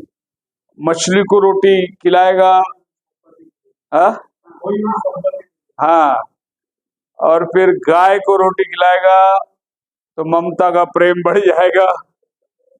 ओ बाबा जी ने लोगों को लाइन पे लगा दिया, मतलब ये करना है तो ये करो, ये करना है तो ये करो, ये करना है तो। अब ये सब जानवरों को खाना खिलाएगा तो हमें मोक्ष मिल जाएगा। लेकिन बाइबल कहता है कि हमारे पापों के लिए जानवरों को मारा गया, बलिदान देना पड़ा, और एक दिन परमेश्वर खुद आकर हमारे लिए बलिदान हुआ। वो जानवर का जगह हमारा प्रभु ने ले लिया। पर लोगों ने इसको ऐसा बना के रखा है कि भाई ये कर देंगे, ये कर देंगे। मैं बॉम्बे में काम करता था, जब भी मैं सेवा में उतरने के पहले अंबरनाथ में चढ़ेंगे तो अंबरनाथ से एक आदमी बेचारा 2 पाव लेता था, और वो 2 पाव इधर से तोड़ता तोड़ता तोड़ता चूरा चूरा करता, मुंब्रा की खाड़ी में फेंकना है उसको। इधर से पाव तोड़ेगा वो, और ये वो मुंब्रा की जब खाड़ी आएगी तो वो उसको खिड़की वाले को देगा, पानी में डाल। जैसा वो मछली भूखे बैठे इसके पाव के लिए। इसका सोच ऐसा है, क्योंकि इसको किसी ने बहका दिया कि मछली को खाना खिलाया तो ये होता है, इसको खाना खिलाया तो ये होता है, उसको खाना खिलाया तो वो होता है। हम लोग जब बचपन में थे, बच्चे लोग मजाक करते थे, तो हमारी जो एरिया थी बड़ा खतरनाक एरिया था, ऑर्डिनेंस एस्टेट में। तो एक लड़का था, बहुत अच्छा सा लड़का, बात अच्छा करता, ये तू कब मरेगा रे? क्या यार तू मेरा मरने के बाद? नहीं, मेरे को ना तेरा हुआ खाने का। कब मरेगा? तेरा हुआ खाने का बहुत दिल कर रहा है, तू कब मरेगा पहला वो तो बता दे। उसके मतलब लोगों का धार्मिकता जो है वो अजीब हो गया है। कोई मर गया, ऊपर छत पे खाना रख दो, मामा आने वाले खाना खाने के लिए, और मामा कौवे का रूप में आ गया बेचारा। अब सोचिए कि इनका मामा क्या बन गया मरने के बाद? कौवा बन गया। झूठ बोले, अब बने तो बने कबूतर बनो ना, लेकिन कबूतर कभी आती नहीं खाने के लिए साले कौवे आते हैं, और सारे के सारे मामा चाचा भतीजा सब कौवे बनते। इस तरीके के लोगों को गुमराह करके रख दिया गया कि आदमी सच्चाई तक कभी नहीं पहुंचेगा। हालेलुया। सो बाइबल कहता है तू धार्मिकता का कपड़ा मुझसे ले ले। और लोग धार्मिकता को आज बहुत सारे, आप अगर बॉम्बे कभी जाओगे, परेल में जाइए, टाटा हॉस्पिटल, कैंसर हॉस्पिटल के सामने थोड़े टाइम बैठिए, सवेरे सवेरे देखो, आपको पता चलेगा धर्म का काम लोग कैसे करते हैं। वहां से अचानक आएगी एक बड़ी गाड़ी, रुकेगी और फटाफट डिक्की खोलेगा, वहां से अंदर से नाश्ता, पाव, ब्रेड, वो ये ताबड़तोड़ भिखारियों की लाइन लग जाएगी। भिखारी नहीं, जो लोग इलाज करने के लिए आए हैं वो फुटपाथ में बैठे हुए हैं, लॉज में नहीं रह सकते, होटल में नहीं रह सकते, इलाज के लिए कई कई महीने लग जाते, नंबर आने के लिए, तो फुटपाथ में वो लोग रहते, सब सोते। इनको खाना पूरा बॉम्बे के अमीर लोग जो है लाके देते। एक आदमी अचानक आएगा, ऐसा बंडल निकालेगा, फटाफट जो बैठे 100 रुपया, 200 रुपया सबको बांट के चला जाएगा। लोग सोचते कि ऐसा करने से पाप क्षमा मिलती है, पुण्य मिलता है, या फिर उसको मोक्ष मिलता है, ये धार्मिक के काम। लेकिन आपको मालूम है परमेश्वर वचन में लिखा है, तुम्हारा धार्मिकता मेरे लिए फटी हुई चिंदी के समान है। किस प्रकार का धार्मिकता हम लोग करें कि उस धार्मिकता को हम लोग खुश कर सके। हमारी धार्मिकता खुदा के सामने कोई मायना नहीं रखता। आज हम लोग जो धार्मिकता में बैठे हैं, ये उसका धार्मिकता हमने पहना हुआ है, उसने दिया हुआ वस्त्र पहना हुआ है, इसीलिए हम लोग धार्मिक बन गए। सो खुदावन आपको एक श्वेत वस्त्र देता है जिसे पहनने से आप इसी प्रकाशित वाक्य में 6वें अध्याय में आ जाइए। वहां पर फिर हम लोग एक कपड़े का जिक्र पाते हैं 9 वचन से। जब उसने 5वीं मोहर खोली, हाँ, तो मैंने वेदी के नीचे उनके प्राणों को देखा, हाँ, जो परमेश्वर के वचन और उस गवाही के कारण जो उन्होंने उन्हें दी थी, जी, वध किए गए थे। जी, उन्होंने बड़े शब्द से पुकार कर कहा, हे स्वामी, हे हाँ, पवित्र हाँ, और सत्य, तू कब तक न्याय न करेगा, हाँ, और पृथ्वी के रहने वाले से हमारे लहू का बदला कब तक न लेगा। हाँ। उनमें से हर एक को श्वेत वस्त्र दिए गया, हर एक को श्वेत वस्त्र दिया गया। हाँ, और कहा गया कि और थोड़ी देर तक विश्राम करो, विश्राम करो, तुम्हारे संगी दास और भाई जो तुम्हारे समान वध होने वाले हैं, उनकी भी गिनती पूरी न होने। जी, ये वो लोग हैं जो उसके वचन के लिए मारे गए। वहां पर लिखा हुआ है कि वो वचन के लिए कत्ल हुए, और प्रभु उनको एक श्वेत वस्त्र देता है, और ये उनको आश्वासन देता है कि तुम्हारे संगी दास भाई लोग भी जब तुम्हारी तरफ मरकर आएंगे, तब मैं तुम्हारा न्याय करूंगा। उस समय तक तुम ये वस्त्र पहन के ठहरे रहो। अभी वस्त्र का एक और जिक्र प्रकाशित वाक्य 3 अध्याय का 4 वचन में हम पाते हैं। पर हाँ, सर्दिस में तेरे यहाँ कुछ ऐसे लोग हैं, हाँ, जिन्होंने अपने अपने वस्त्र अशुद्ध नहीं किए, हाँ, वे श्वेत वस्त्र पहने हुए मेरे साथ घूमेंगे। वे श्वेत वस्त्र पहने हुए मेरे साथ घूमेंगे। अभी प्रभु कलीसिया को वायदा करता है, जिन्होंने अपने वस्त्र को खराब नहीं किया, मैला नहीं किया, वो श्वेत वस्त्र पहनकर मेरे साथ घूमेंगे। मतलब ये धरती में रहने के टाइम जो अपना वस्त्र को साफ रखा है, वो प्रभु के साथ श्वेत वस्त्र पहनकर चलने के लायक होता है। जिसने अपने वस्त्र को यहाँ पर गंध से भर दिया, एक वचन आप पढ़ सकते हैं प्रकाशित वाक्य 14 अध्याय के अंदर, और यहाँ पर देखिए 1,44,000 जो है प्रभु के साथ घूम रहे हैं। फिर मैंने दृष्टि की और देखो, 4वां वचन, ये वे हैं जो स्त्री के साथ अशुद्ध नहीं हुए पर कुंवारे हैं। ये वे ही है कि जहाँ कहीं मेमना जाता है, वे उसके पीछे हो लेते हैं। ये तो परमेश्वर के निमित्त पहले फल होने के लिए मनुष्य में से मोल लिए गए। उनके मुंह से कभी झूठ न निकला था, वे निर्दोष है। ये वे हैं जिन्होंने अपने आप को अशुद्ध नहीं किए, स्त्रियों से अशुद्ध नहीं किए, अपने आप को गंदे कपड़े, अपने कपड़े को गंदे नहीं किए। मतलब स्त्रियों से, अभी कहने वाले कहते हैं कि ये कौन हो सकता है जिन्होंने स्त्रियों से, मतलब ये लोग ने शादी नहीं की, यही है इसका मतलब। शादी करने से क्या आदमी अशुद्ध हो जाता है? नहीं। अगर ये मान के चले कि ये स्त्रियों के द्वारा अपने आप को खराब नहीं किए, तो फिर जो शादी किए वो अपने आप को खराब किए, ऐसा हो जाता है। तो ये जो स्त्रियां हैं यहाँ पर, ये स्त्रियों के बारे में ऐसा लिखा है कि इन्होंने संसार में किसी चीज से अपने आप को अशुद्ध नहीं किए। दूसरे शब्दों में ये है कि स्त्री बाइबल में हमेशा कलीसिया को दर्शाता है। ये वो लोग हैं जो दुनिया की कोई कलीसिया में शामिल नहीं हुए, बल्कि अपने आप को ये लोग अलग रखे। और ये कौन लोग हैं जो दुनिया की कलीसिया में शामिल नहीं होंगे, अपने आप को ये प्रभु यीशु की दुल्हन कहलाते हैं। ये लोग कोई प्रकार के दुनिया के अशुद्धता में अपने हाथ को नहीं डाले। सो श्वेत वस्त्र का मतलब परमेश्वर की धार्मिकता। आगे बाइबल कहता है आंखों में लगाने के लिए सुरमा ले ले।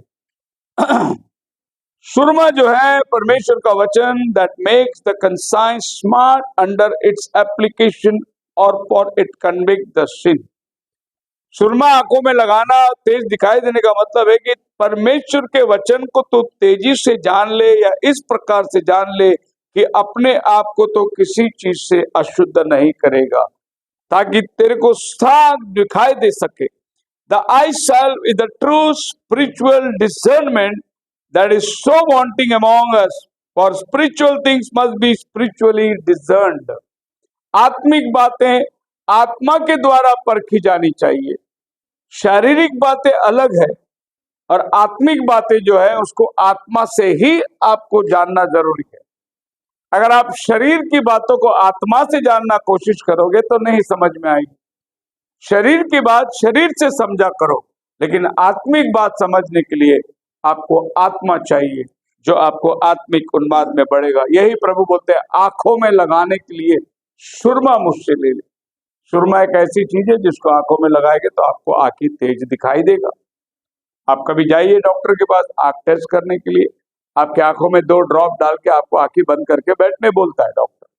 इससे पहले कि वो आपका आंखों का नंबर निकाले, वो जो 2 ड्रॉप डालता है आपके आंखों के अंदर, उसके बाद में आप आंखें खोल के देखिए, आप धूप में देख नहीं सकते, इतना तेज दिखाई देगा आपको। क्योंकि वो ड्रॉप्स क्या करता है, आपके आंखों के अंदर की सारी गंदगी को, मल को निकाल देता है, और आपका जो उजाला है वो बहुत बढ़ जाता है। और तब डॉक्टर आपके लेंस में देखेगा तो आपको क्या नंबर लगा है वो नंबर बताएगा। तो सुरमा इसी प्रकार का एक दवा है जो आपके आंखों को तेज करता है। अब ये आंखों में लगाने के लिए सुरमा ले, इसके लिए मैं एक उदाहरण कह सकता हूं कि जब भी गेहाजी गया था और देखा कि आसपास में पूरी दुश्मन सीरिया के मिलिट्री घेरा हुआ है, और दौड़ता हुआ एलीशा के पास आया, बोला स्वामी हम तो मर गए, हमारे चारों तरफ दुश्मन घेरा हुआ है। एलीशा ने क्या किया, गेहाजी के लिए प्रार्थना करे, बोले प्रभु इसकी आंखें खोल। और जब उसकी आंखें खुली प्रार्थना के बाद, तो क्या देखा उसने, इनके चारों तरफ फरिश्ते अग्निमय तलवार लेके घेरे हुए हैं। वो तो पहले से थे, दिखाई नहीं दिया, तो एलीशा को सुरमा लगाना पड़ा। उसने क्या किया, उसके लिए आंखों में सुरमा लगाया। जब उसकी आंखें खुली तो वो बाप रे ये क्या बात है, अभी बाहर वाले दुश्मन का डर निकल गया, क्योंकि उससे बड़ी सैनिक तो हमारे चारों तरफ हमारी रक्षा कर। पर गेहाजी को बाद में दिखाई दिया, एलीशा को तो पहले से दिखाई दे रहा था। इसके लिए एलीशा नहीं डरा, लेकिन गेहाजी डर गया। दूसरे शब्दों में, पता नहीं वो वचन हो तो हो, मरकुस की किताब में होगा, शायद 8वां अध्याय में होगा। एक प्रभु एक अंधे को आंख देता है।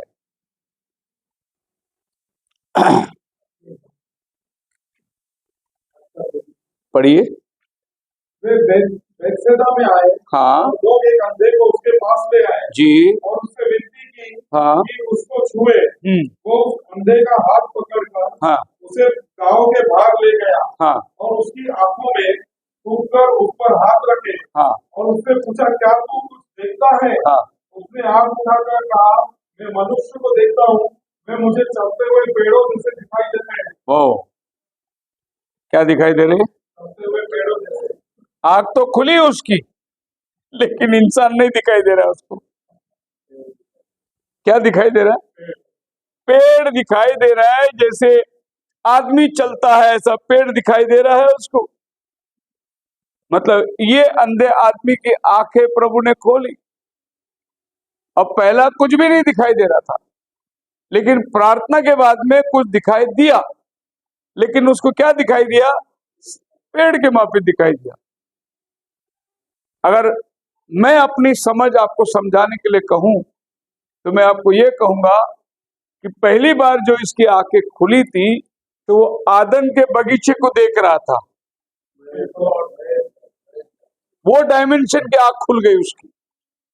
कैसे? भजन संहिता पहला अध्याय 1 से लेके पढ़िए 3 तक।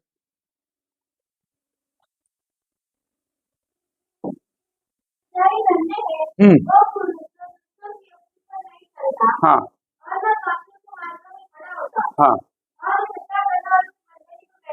जी। हम्म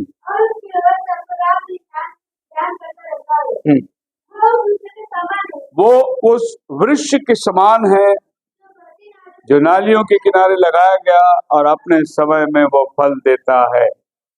कौन? जो खुदा के वचन पर चलता है वो उस पेड़ के समान है। मतलब आपको और हमको बाइबल पेड़ बोलता है। हम सब आदन के वाटिका में कैसे थे?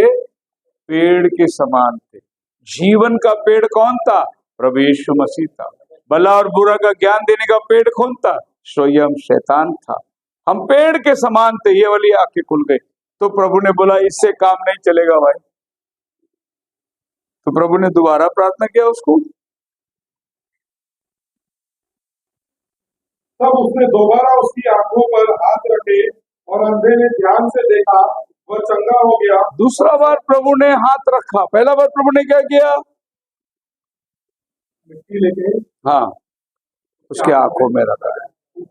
पहला बार प्रभु ने उसको वैसा मिट्टी गोल कर उसकी आंखों में रखा। आंखों में कूद कर उस पर हाथ रखे और उसे पूछा, क्या तू कुछ देखता है? हाँ ना,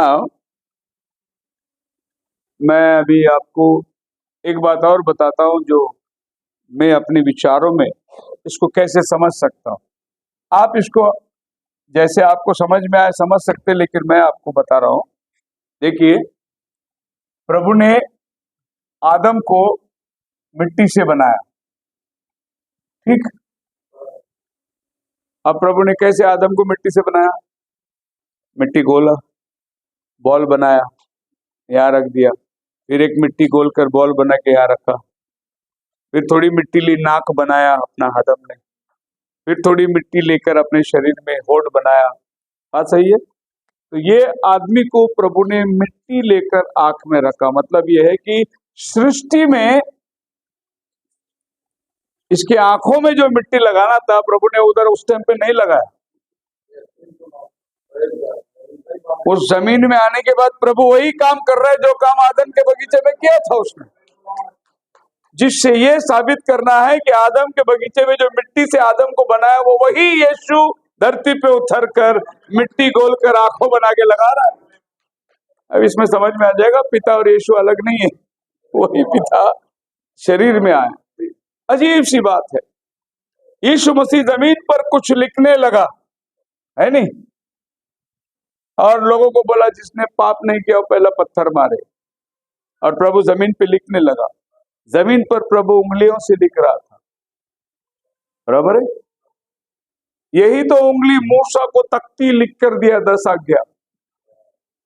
जो उंगली से प्रभु ने वहां लिखा 10 तख्ती मूसा को, मुझे छोड़ तू किसी को ईश्वर करके ना मानना, वही ईश्वर जब धरती में आया जमीन पर, उसी उंगली से लिखकर उसने दिया कि तुम में से जिसने पाप नहीं किया वो पहला पत्थर मारे। हालेलुया। कला युगान युग वो नहीं बदलता। अब इस डायमेंशन से प्रभु इसको नीचे उतार रहा है। इसके लिए प्रभु ने दोबारा प्रार्थना किया। वो सब क्या देखने लगा? पेड़ देखने लगा। मतलब आदम के वाटिका में चला गया।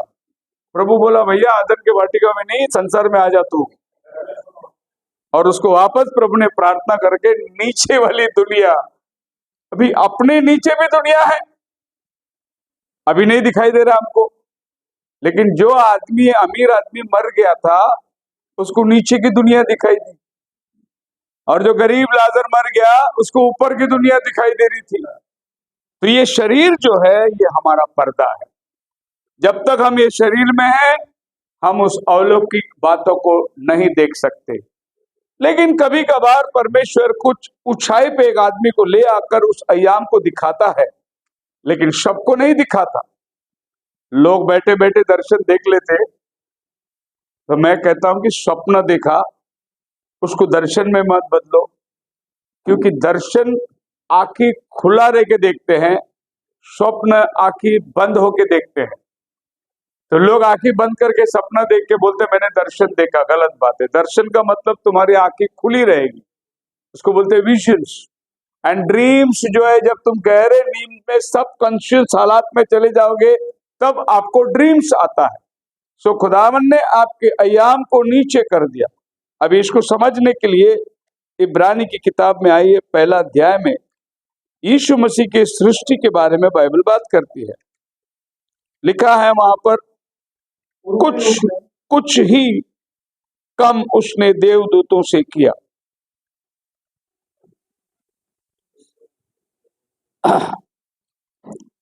तूने उसे स्वर्गदूतों से कुछ ही कम किया। हाँ, तूने उस पर महिमा और आदर का मुकुट रखा। देखिए ये प्रभु यीशु मसीह के बारे में लिखा है, तूने उसको स्वर्गदूतों से कुछ ही कम किया। मतलब अभी हम लोग जो बॉडी में बैठे हैं ये स्वर्गदूतों के लेवल से नीचे है। ये हम लोग अभी जो शरीर मिट्टी की देह में बैठे, स्वर्गदूतों को मिट्टी का देह नहीं है। तो यीशु मसीह ये धरती में जब शरीर लेके आया तो स्वर्गदूतों से वो कम किया गया, हमारा मानवता के अंदर वो आ गया। तो आप समझ सकते हैं अभी डायमेंशन क्या है, अय्याम क्या है। एक वो है जो स्वर्गदूतों के अय्याम है, और जब स्वर्गदूतों के अय्याम को आप देखने लगोगे तो आप जो है आपका अय्याम बदलने लग जाएगा। उदाहरण के लिए जब आदमी मरने पर होता है ना, तो वो कहता है देखो फरिश्ता आया उसको लेने के लिए। और कभी कभी आपने सुना होगा नहीं होगा, पर मैं ये बात को अनुभव किया हूं कि जिस आदमी जो बिस्तर में है या हॉस्पिटल में है या उनका जाने का टाइम हो गया, अभी 2-4 दिन में उनका मरना है, हफ्ता भर में मरना है, उनकी बातें आप सुनो। वो बताएंगे कि रात को पापा आए थे मुझसे मिलने। जो पापा 10-5 साल पहले मर गया है वो उनके दर्शन में आया है, पापा आए थे रात को मिलने। अगर कोई आदमी बिस्तर पे है, बीमार है, और वो ऐसी बातें करना शुरू किया तो समझना ये सभी संत लोग उसको लेने के लिए आ रहे हैं, उसका जाने का टाइम हो गया है। वो बताएगा, अपने आप बताएगा वो आपको कि मेरे को वो आए थे दर्शन में, ये आए थे। ये पवित्र लोग की बात है। ऐसे एक पापी जब मरता है तो वो बोलेगा देखो काला भैंस आ रहा है, उधर से यमराज आ रहा है, उधर से काला परछाई दिखाई दे रहा है। उसको भी दिखाई देता है। कौन सा दुनिया? अधोलोक की दुनिया। और संत को कौन सी दुनिया? आसमानी दुनिया खुल गई। तो ये परिश्ते लोग उनको दिखाई देते हैं। भाई ब्रह्म ने एक बहुत अच्छा उदाहरण दिया था कि एक बार कोई व्यक्ति मरने के बिछाने पर है और लोग उसको मिलने के लिए आए, उसके बच्चे लोग सब आए खड़े हैं और उसका प्राण जाने का वक्त है। संत लोग जब भी मरते हैं ना, वो पहले टाइम दे देते आपको, सबको खबर दे देना, बच्चों को बुला लेना, बेटा को बुला लेना, वो पहले खबर दे देते क्योंकि उनका जाने का टाइम उनको समझ में आ जाता है। वो मौत से डरते नहीं है क्योंकि उनको मालूम है हम प्रभु की गोद में जा रहे हैं, क्योंकि यीशु मसीह मुर्दों में से जिंदा हो गया, हमारे लिए मरण है ही नहीं। इसीलिए संत लोग जब मरते हैं वो अपने आप को ऐलान कर देते हैं। तो एक ऐसा ही घटना थी कि एक आदमी सबको उठा, सबको हाथ दिया, प्रेज लॉर्ड, और वहां पर कुछ लोग नहीं थे, खाली जगह थी, उधर भी उसने हाथ मिलाया सबको। और ये सब लोग देख रहे हैं कि यार इधर तो हमसे हाथ मिला, उधर किससे हाथ मिला रहा है। और वो आकर आया, बिस्तर पे सोया, बस जाने का टाइम। यहाँ से बंदे ने पूछा आपने हमसे तो प्रेज लॉर्ड किया, पर यहाँ किससे आप मिले? बोले अरे तुम्हें दिखाई नहीं दे रहा है? ये सब पतरस, याकूब, यूहन्ना सब फरिश्ते आए हैं मुझे लेने के लिए, तुम्हें नहीं दिख रहा है? ये है उस अय्याम को देखना। तो यहाँ पर कुछ ऐसी बातें हैं कि एक अय्याम और एक अय्याम है, और प्रभु ने उसको नीचे लेकर आया। अभी बाइबल कहता है आंखों में लगाने के लिए सुरमा ले ले, तो पौल कहता है मैंने ऐसी बातें देख कर आई जो वर्णन के बाहर है, सुनने के बाहर है, होठों में भी नहीं ला सकते। इतना विभवशाली बातें परमेश्वर ने हमारे लिए तैयार करके रखा है। हमें वो बात आज दिखाई नहीं दे रहा, क्योंकि हम पर्दे के पीछे हैं। जैसा ही ये पर्दा नाशमान होगा, हमारा वो वाला आंखें खुल जाएगा। इसलिए हमें हमेशा बोलना पड़ता है। आइए हम सब अपने आंखों को बंद करें प्रार्थना में, क्योंकि आंखें खुला रह के प्रार्थना करेगा तो प्रार्थना होता ही नहीं। इसके लिए शारीरिक आंखें बंद करना जरूरी है कि आत्मिक आंखें खुले। वैसे ही शरीर का कान जब तक बंद नहीं होगा, बाइबल कहता है जिसके कान हो वो सुने आत्मा कलीसियाओं से क्या कहता है। तो उसके लिए आपको आत्मिक कान की जरूरत है। Come everyone who thirst, Bible कहता है इसाया 55:1 में।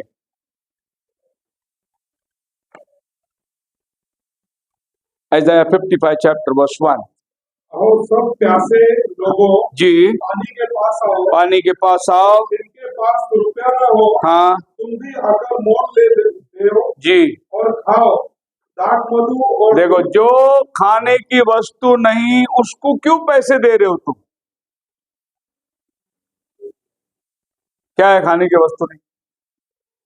तंबाकू खाने की वस्तु नहीं, फिर भी पैसे दे रहे हो उसको। दारू पीने की वस्तु नहीं, उसको पैसे दे रहे हो। प्रभु बोलता है जो तेरे को नुकसान पहुंचाएगा उसको फायदा दे रहा है, और मैं तेरे को जीवन की बातें मुफ्त में दे रहा हूं। तो प्रभु ने कभी भी दाम नहीं लगाया, क्योंकि हमारे लिए वो स्वयं दान बनकर आया।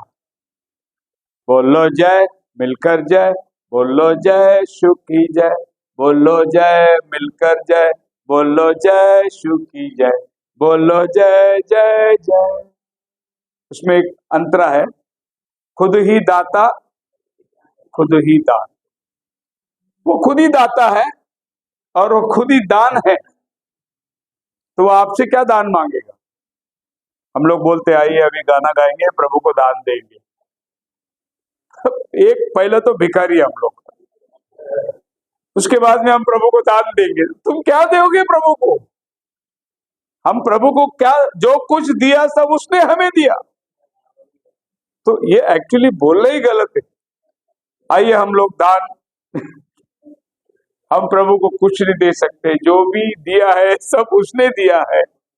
हाँ, जो उसने दिया है उसमें से थोड़ा जो प्रभु का वचन की पूर्ति है हम उसके पास लाते हैं, है नहीं? प्रभु ने हमको जो दिया है 100% जो हमारे पास है वो सब प्रभु ने दिया है। बदले में वो क्या मांग रहा है? उसमें से 10% तू मेरे को लाके दे। कितना? 10%। वो 10% अगर हम प्रभु को देंगे तो बाकी 90 में हम वफादार रह सकते हैं। अगर वो 10 में हम वफादार नहीं रह सकते तो बाकी चीजों में भी हम वफादार नहीं रह सकते। इसीलिए प्रभु कहता है कि अगर मुझ पर भरोसा है तो मेरा ये काम को तो पूरा कर, और 10वां हिस्सा तो मेरे पास ले आ। अब ये 10वां हिस्सा बना, ये कुछ अलग स्टोरी है। 12 भाई लोग थे, उसमें से प्रभु ने एक को लेवी बनाया था, बाकी 11 को उसने बोला जमीन बांट के दो, लेकिन लेवी को जमीन मत देना, खेती मत देना, क्योंकि वो मेरे भवन में काम करेगा। अगर वो भवन में काम करेगा तो उसका पेट कैसा चलेगा? तुम 10-11 लोग मिलकर अपना 10-10 हिस्सा निकालो, 10वां हिस्सा, तो उसके पास में भी उतना ही धान आएगा जितना धान तुमको खेती से मिला है। यहाँ से 1/10 शुरुआत होती है, दशमांश यहाँ से शुरुआत होती है। लेकिन दशमांश शुरू किसने किया? व्यवस्था में आने के बाद दशमांश शुरुआत हुई। जब लेवी का घराना नियुक्त किया गया और उसको खेती बाड़ी नहीं दी गई, तब प्रभु ने उसका गुजारा के लिए दशमांश बनाया। परंतु आपको मालूम है जब लेवी पैदा भी नहीं हुआ था अब्राहम ने दशमांश दिया था। हालेलुया! क्योंकि परमेश्वर नियम पहले ही बना के रखा है। बाद में जब लोग ये धरती में आए, प्रभु उस नियम को उनके सामने लाके रखता है। लेकिन अब्राहम ने दशवान दिया। अब्राहम ने कैसे दशवान दिया? अभी हिब्रू में अपने को पौल समझाता है, पढ़िए इब्रानी की किताब उसका 7 अध्याय में। जब मेलकीसेदेक को अब्राहम मुलाकात करा, यह मेलकीसेदेक शालेम का राजा और परम प्रधान परमेश्वर 8 और 9 वचन 10, 8 से 10 तक पढ़िए। और यह तो मरणहार मनुष्य हाँ दशवांश लेते हैं, हाँ और वहाँ वही लेता है जिसकी गवाही दी जाती है हाँ कि वह जीवित है। हाँ तो हम ये भी कह सकते हैं हाँ कि लेवी ने भी जो दशवांश हम ये भी कह सकते हैं कि लेवी ने भी दशवांश लेता है, हाँ अब्राहम के द्वारा दशवांश दिया है। Praise the Lord. लेवी जो दशवांश लेने का अधिकार रखता है, उसने दशवांश दिया है। कैसे? पौल बोलता है ये था अब्राहम, और लेवी ये धरती में पैदा होके जब आया, जिसको दशवांश लेने का अधिकार है, वो खुद दशवांश दिया जब मेलकीसेदेक अब्राहम को मिलने आया, क्योंकि जब अब्राहम ने दशवांश दिया उसके अंदर लेवी था। मतलब यह है कि जो अब्राहम के अंदर था और मेलकीसेदेक को दशवांश दिया, वही आदमी आज ये धरती में भी दशवांश देगा, क्योंकि वो पहले भी दिया था, अभी भी दिया। अगर अभी कोई बोलेगा दशवांश कहाँ लिखा है नया करार में, वो अब्राहम का बच्चा। अभी जिसको नहीं देना है वो ऐसे ही बोलेगा, कहाँ दिया बाइबल में, नया करार में दशवांश किधर है? अभी तो ऐसे खुल के भी बोलते लोग, अभी दशवांश की जरूरत नहीं है, दशवांश बंद कर दिया है। हमारे उल्लासनगर में बहुत चर्च में दशवांश बंद कर दिए, तो दशवांश नहीं देने का। और ऐसे चर्च में वो लोग जाते हैं जिनको दशवांश नहीं देना है, बोले अपना पास्टर अच्छा है, पैसा नहीं मांगता। लेकिन पास्टर पैसा नहीं मांग रहा है, पास्टर प्रभु का वचन तुम्हें सिखा रहा है कि प्रभु से आशीष तुम कैसे ले सकते हो। So who has no money come and buy wine and milk without money and without price. अब आपको प्रभु कहते हैं आओ लो, जो तुम्हें देना है उसके लिए कोई दाम नहीं, पर आके लो, क्योंकि वास्तव में खाने का वस्तु यही है जो मैं तुम्हें देता हूं। बोलो हालेलुया। खुदावन आपको आशीष दे। नेक्स्ट वीक को हम लोग कंटिन्यू करेंगे। आइए प्रार्थना के अंदर जाएंगे।